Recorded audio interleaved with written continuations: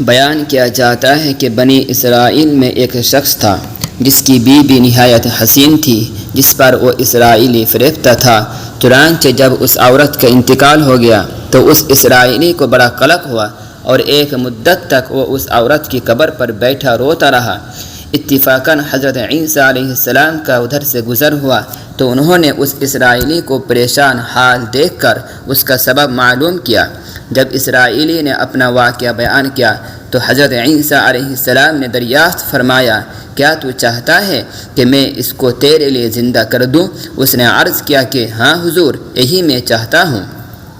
چنانچہ جب حضرت عیسیٰ علیہ السلام نے اس قبر کے مردہ کو آواز دی تو قبر سے ایک حبشی غلام، جس کے ناک کے نتنوں، آنکھوں اور جسم کے دوسرے سوراخوں سے آگ کی لپٹیں اٹھ رہی تھیں، حضرت عیسیٰ علیہ السلام کے دیکھتے ہی غلام نے کلمہ پڑھا کہ لا الہ الا اللہ عیسیٰ روح اللہ۔ اسرائیلی نے یہ دیکھ کر عرض کیا، حضور مجھ سے غلطی ہو گئی، میری بیوی کی قبر تو دوسری ہے۔ یہ سن کر حضرت عیسیٰ علیہ السلام نے حبشی کو حکم دیا کہ تم اپنی قبر میں واپس ہو جاؤ۔ چنانچہ وہ مردہ ہو کر گر گیا اور اس کی قبر کو مٹی سے چھپا دیا گیا۔ پھر حضرت عیسیٰ علیہ السلام نے اس دوسری قبر کی جانب توجہ فرمائی اور حکم دیا کہ اے صاحب قبر، اللہ کے حکم سے زندہ ہو جا۔ چنانچہ قبر پھٹی اور اس سے ایک عورت سر سے گرد جھاڑتی ہوئی باہر آ گئی، جس کو دیکھ کر اسرائیلی بولا کہ یا روح اللہ، میری بیوی یہی ہے۔ اور حضرت عیسیٰ علیہ السلام کے حکم سے وہ اسرائیلی اپنی بیوی کو ہمراہ لے کر واپس ہونے لگا، مگر عرصہ سے جاگا ہوا تھا، اس لیے اس پر نیند کا غلبہ ہو گیا اور اس نے بیوی سے کہا کہ تیری قبر پر گریہ و زاری اور بیداری نے مجھے ہلاک کر دیا ہے، اس لیے میں چاہتا ہوں کہ کچھ دیر آرام کر لو۔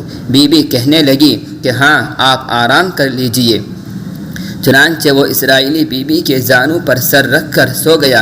اتنے میں ایک گھوڑے پر سوار ایک شہزادے کا ادھر سے گزر ہوا جو اپنے زمانے کا ایک حسین تھا، جس کو دیکھ کر شہزادی از خود فریفتہ ہو گئی اور اس کا دل قابو میں نہ رہا۔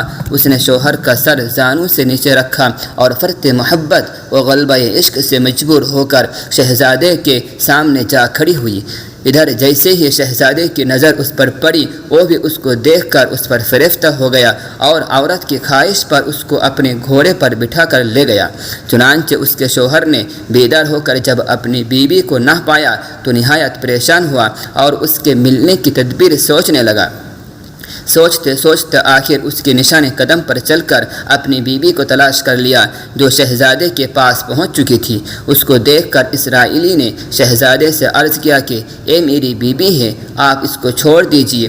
ابھی شہزادہ کچھ کہنے بھی نہ پایا تھا کہ اس عورت نے کہا، میں تیری بیوی نہیں بلکہ شہزادے کی لونڈی ہوں۔ یہ سن کر شہزادہ اسرائیلی سے کہنے لگا، کیا مجھ سے میری لونڈی کو لینا چاہتا ہے؟ اس نے کہا، خدا کی قسم، اے میری بیوی ہے جس کو میرے سردار حضرت عیسیٰ علیہ السلام نے مرنے کے بعد میرے لیے زندہ کیا ہے۔ ابھی یہ گفتگو ہو رہی تھی کہ اتفاقاً حضرت عیسیٰ علیہ السلام بھی وہاں تشریف لے آئے، جن کو دیکھ کر اسرائیلی کہنے لگا، یا روح اللہ، کیا اے میری وہ بیوی نہیں ہے جس کو آپ نے میرے لیے زندہ کیا ہے؟ حضرت عیسیٰ علیہ السلام نے فرمایا کہ ہاں، اے وہی ہے۔ یہ سن کر عورت کہنے لگی کہ یا روح اللہ، یہ شخص جھوٹا ہے، میں تو اس شہزادے کی لونڈی ہوں۔ حضرت عیسیٰ علیہ السلام نے فرمایا، کیا تو وہ عورت نہیں جس کو میں نے اللہ تعالیٰ کے حکم سے زندہ کیا ہے؟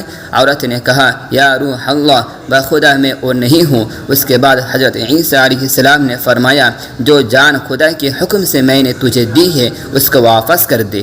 یہ سنتے ہی وہ عورت پھر مردہ ہو کر گر پڑی اور حضرت عیسیٰ علیہ السلام فرمانے لگے کہ جو شخص ایسے آدمی کو دیکھنا چاہے جو کافر مرا تھا اور زندہ ہو کر ایمان لایا تو وہ اس حبشی غلام کو دیکھ لے جو پھر ایمان کی حالت میں مرا ہے، اور جو کوئی ایسے شخص کو دیکھنا چاہے جو مومن مرا تھا پھر اللہ نے اس کو زندہ کیا اور وہ کافر ہو کر حالت کفر میں مر گیا تو وہ اس عورت کو دیکھ لے۔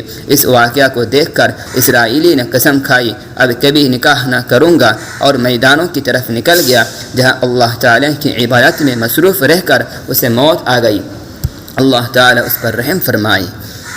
حاصل نبی اور رسول کے اقرار و انکار کا نتیجہ اس حکایت سے ظاہر ہوتا ہے اور سبق ملتا ہے کہ کامیابی اپنے نبی صلی اللہ علیہ وسلم کی اطاعت و محبت سے ہی مل سکتی ہے۔ چنانچہ ہمیں بھی چاہیے کہ ہر حال میں اپنے نبی صلی اللہ علیہ وسلم کی اطاعت کو سامنے رکھیں، چاہے دل مانے یا نہ مانے، لیکن نبی کریم صلی اللہ علیہ وسلم کے طریقوں کو لازمی اپنایا جائے۔ اللہ تعالیٰ اس واقعہ سے سبق حاصل کر کے عمل کرنے کی توفیق عطا فرمائے۔ آمین یا رب العالمین۔